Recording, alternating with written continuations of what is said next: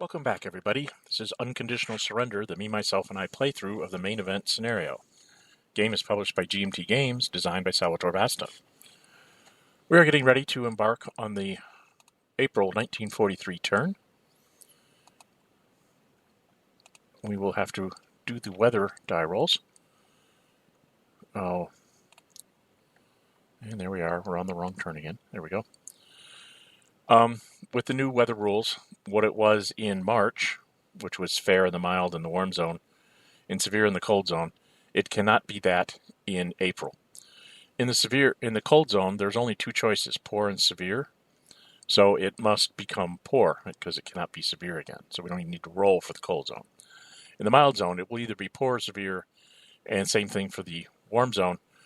If I roll a fair die roll, I have to roll again to make sure that it's one of the other two. So for the mild zone, we roll a 5. That makes it severe, so that's allowed. And in the warm zone, we roll also a 5, which is also severe. So we went from fair weather to nasty storms in the Mediterranean and across Europe. And it's poor in Russia, basically, in Scandinavian countries. So that's weather. Nobody's going to declare war at this point. Economy phase, bring up the national tracks. Germany, Britain, and Russia are all at 30. Britain because it got its factory loss marker down to 1. Germany picked up some points because they picked up their economic reforms, helped boost them back up to 30. Italians are still at 10. I don't see a reason to give any production points to my allies as the Germans. I think I'm going to need the points to fend off the Russian onslaught that's coming here. So you can go back and freeze frame that to check the numbers if you want. We will go right into strategic warfare. The Russians are at +2. The Germans are at +1. In the faction card, the Russians have a partisans, the Germans have a submarine. So when we go to combat commitment, the Russians have to take a quick look over here. It is poor. They could possibly use that partisan to take back Voronezh, or try and pull something off around Rostov, or even push the people out of in front of Moscow. However, I also checked the turn track, and I'm getting another partisans next turn. And since the West doesn't have any counters to play, I thought that I would play the partisans as the Russians to try and keep the German economy on the ropes as best as possible. So we go to combat commitment. The Germans are going to play as subs, assuming the Russians are going to play partisans, and if not, to get back a factory, then the Russians are going to play their partisans as well.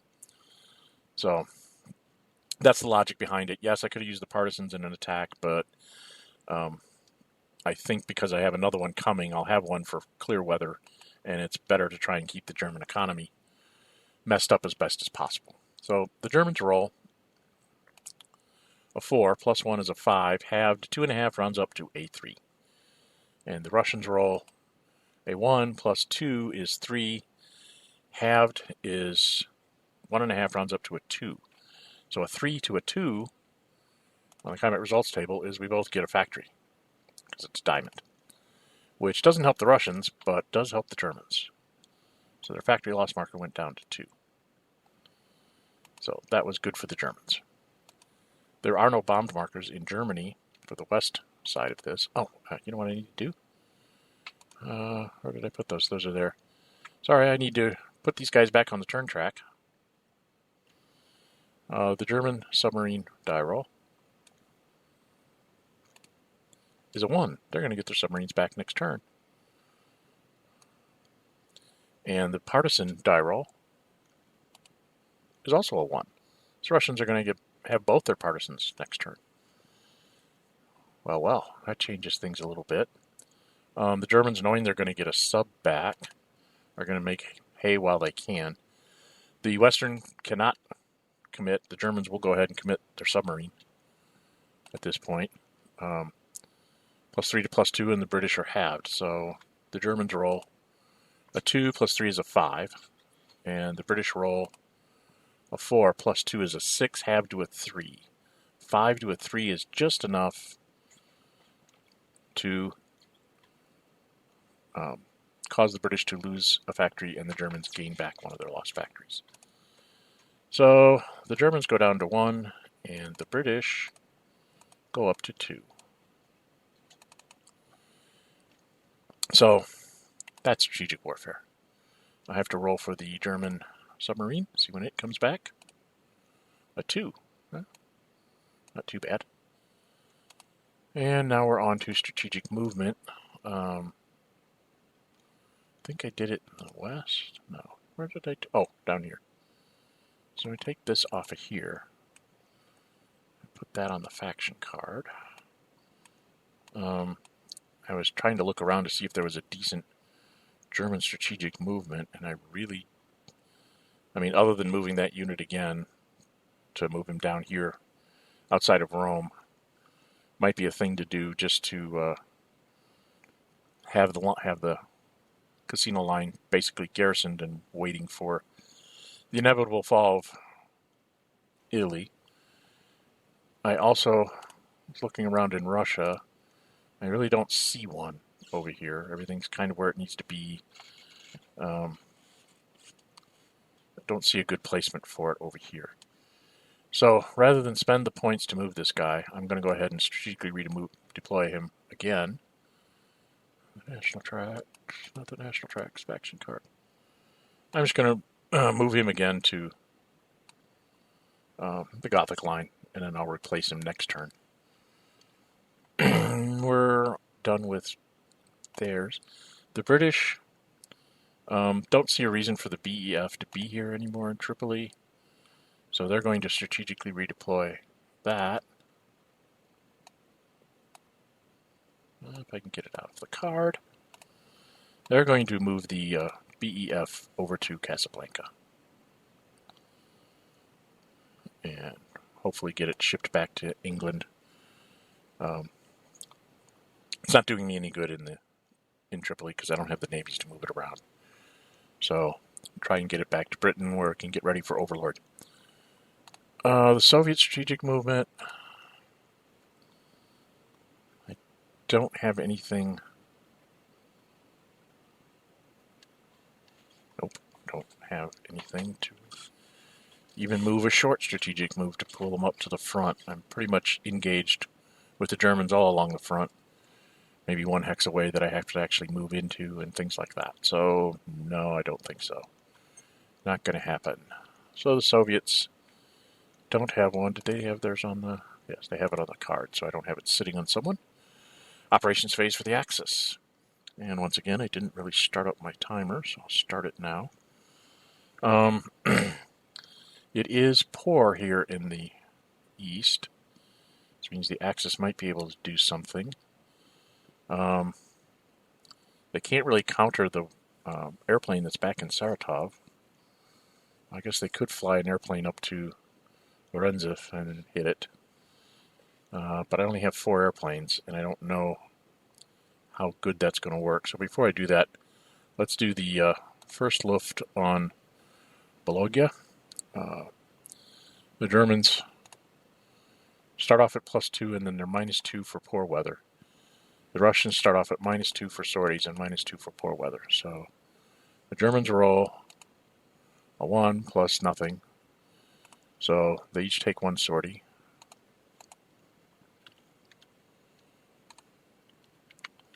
And the Germans will go again at -1 to -5. So best he can get to 1. And we roll another 1. Good lord. It's becoming a 1-for-1 sortie exchange. Germans are at -2. Russians are at -6. Germans roll again. There's my 6. -2 is a 4. And the best he can get to 1, so that's a 2-for-1 split. So it took a while to get it, but I finally did. I'm going to take the -1 sortie against his -2. So -1 to his -4 net because of the weather. And we'll roll and see how this goes. 6 minus 1 is a 5. He's a minus 4, so that's a 2-for-1 split. So now best he can get is a 1. And we'll roll again at minus 2 to a minus 6. 5 minus 2 is a 3. Best he can get is a 1. That's another 2-for-1 split. So I got ahead of him a little bit in the sortie game here. I'm going to fly the 5th Luft against the 3rd air. So he's only minus 2 for the weather. And I am a 0. See how this die roll goes. Germans roll. Oh, there's my 1s again. And the Russians at minus 2. Well, 4 minus 2 is a 2. So each take 1. Now the Russians are minus 3 and I'm minus 1. So we'll try again. 5 minus 1 is a 4. Russians are a minus 3. They roll a 5. Minus 3 is a 2. So that's a 2-for-1 split. And then I will go again at minus 2 to minus 5. So he's best he can get a 1. Germans roll 2, so that's a 1-for-1. And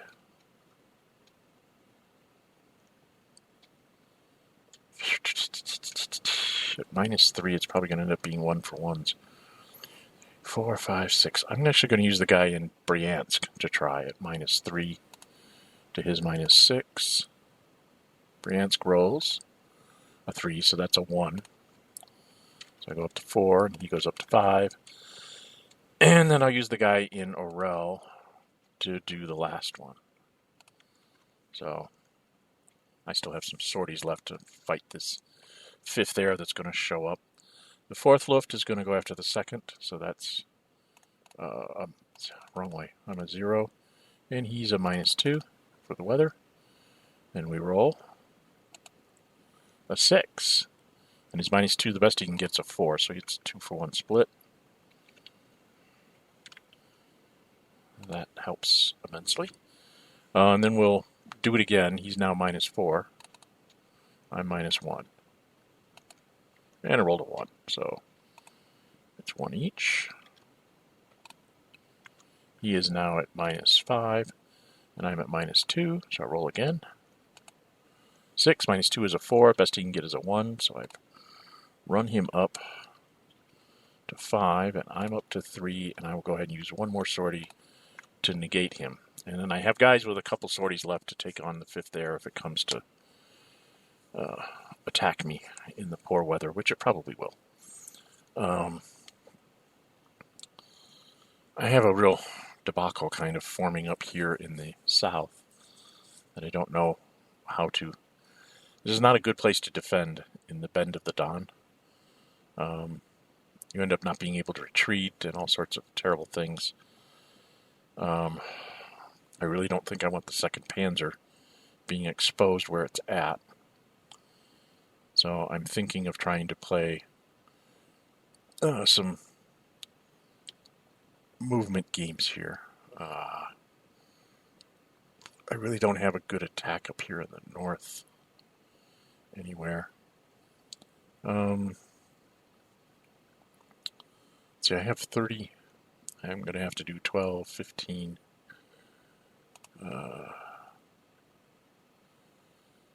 15 at least, because I'm probably going to have to run sorties on this because they're going to come across in severe to try and get bombs on me.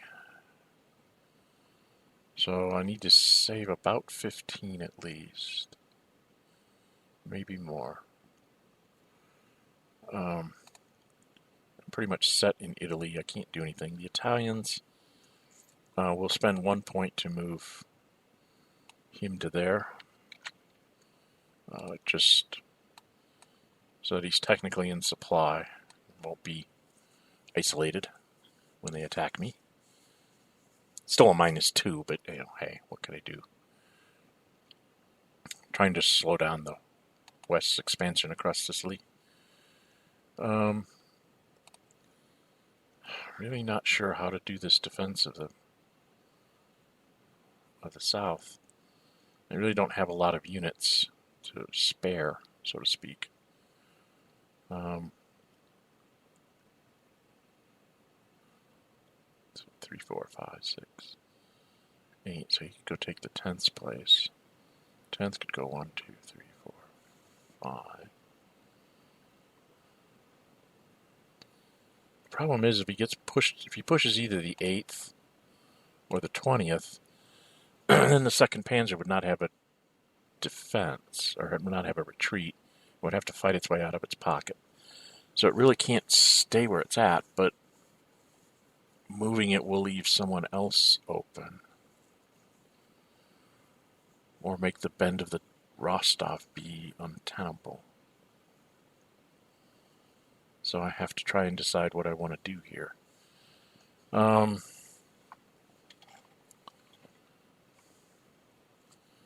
Thinking I want to pull back the 2nd Panzer into Rostov. But where do I put the 7th Garrison?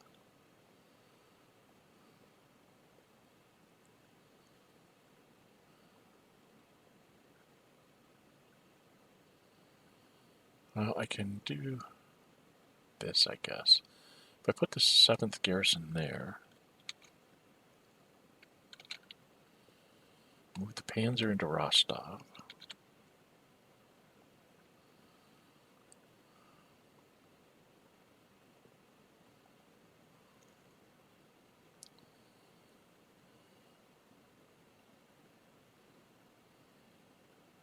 I have to risk a German infantry, I guess.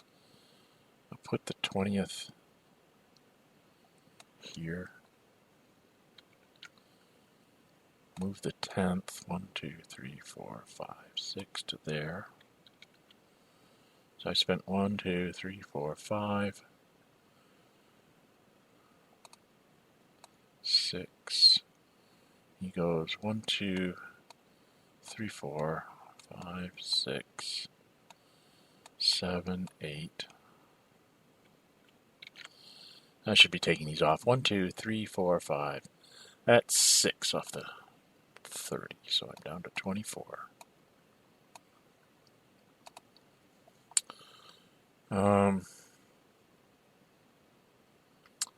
Can't really leave that hole open, so Reserve is going to be probably retaken by the Russians this turn. I'm going to put this Panzer 1, 2, 3 to there. It's 2 more.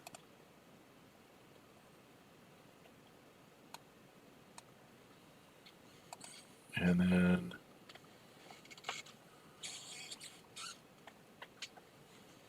2, 1, 2, 1, 2, 3, 4, 5, 6, 7, 8. And move that infantry. 1, 2, 3, 4, 5. Yeah, I think I'm going to have to basically give up this city in the north. Quit trying to hang on to it. So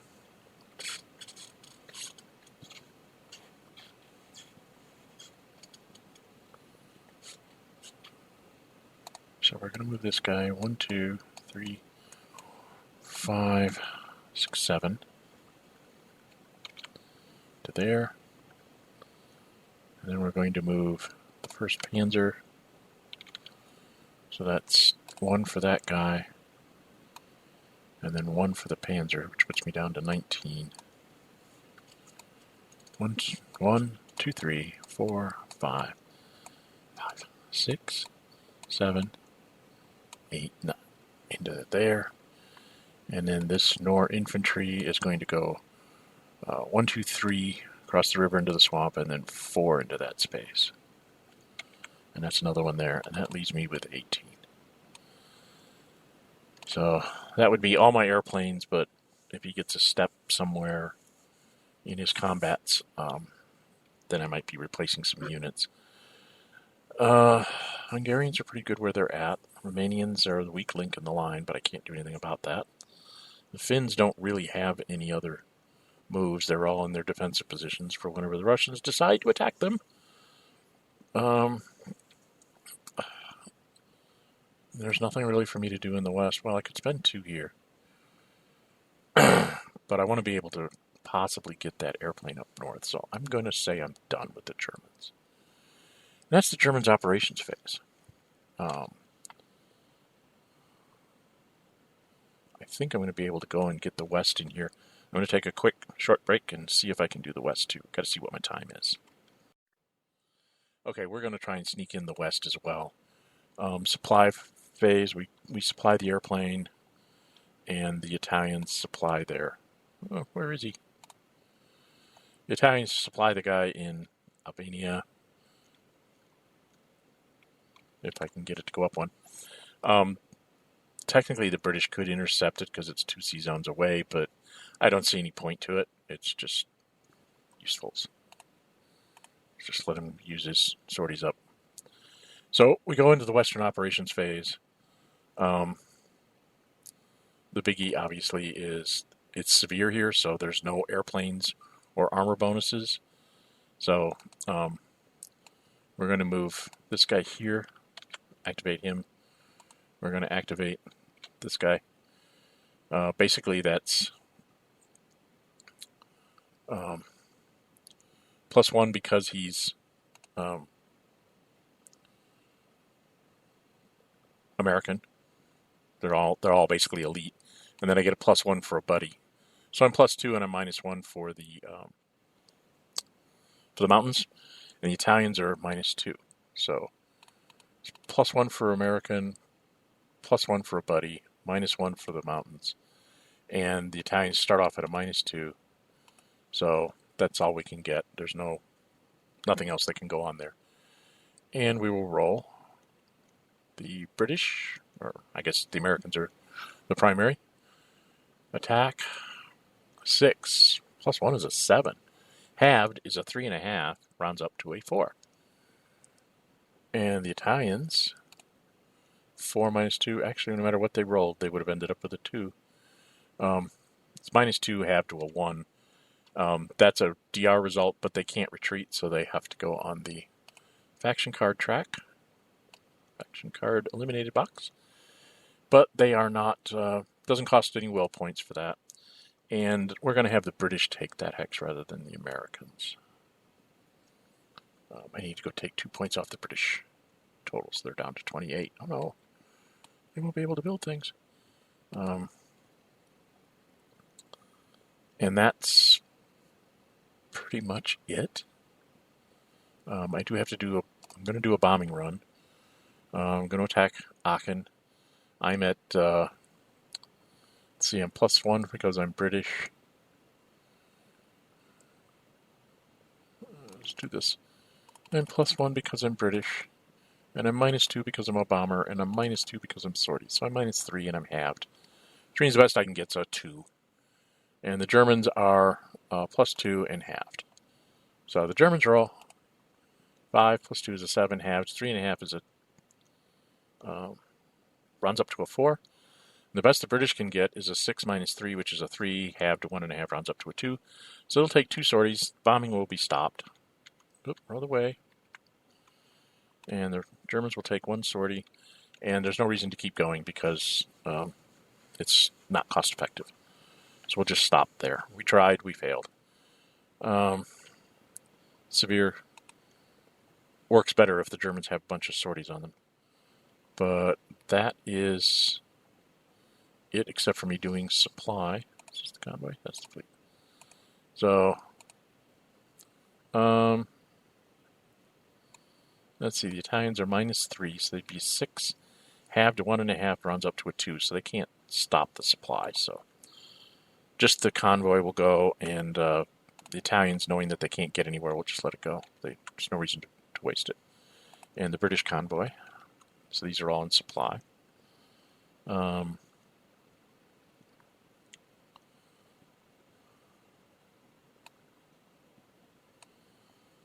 going to let these guys go back to low supply.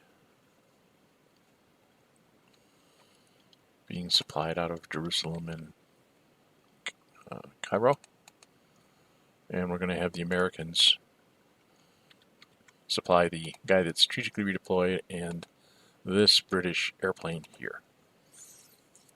Okay, so that's that.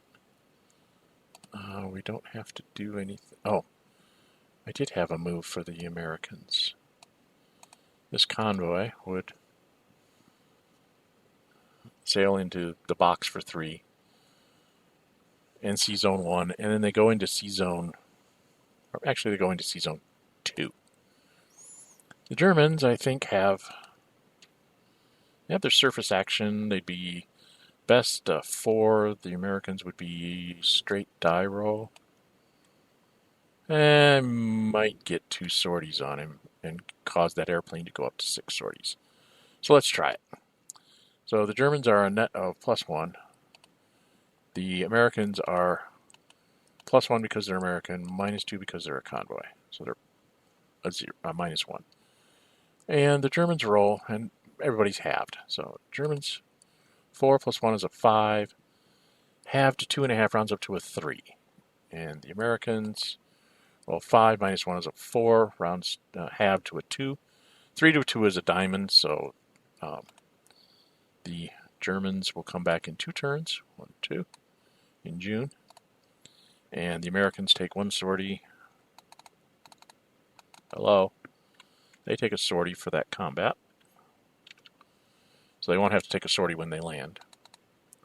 And they will land in Hull. Let's just get the airplane, goes into Hull, and takes a sortie. Hello. Take a sortie. Can't hit the right buttons.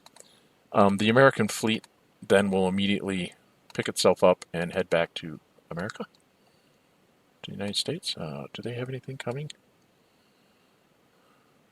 Nothing there. That's an upgrade. I don't think the Americans actually see another ground unit until September. So, do I bother to have them sit up there? Or do I have them sit down here with the Southampton British fleet?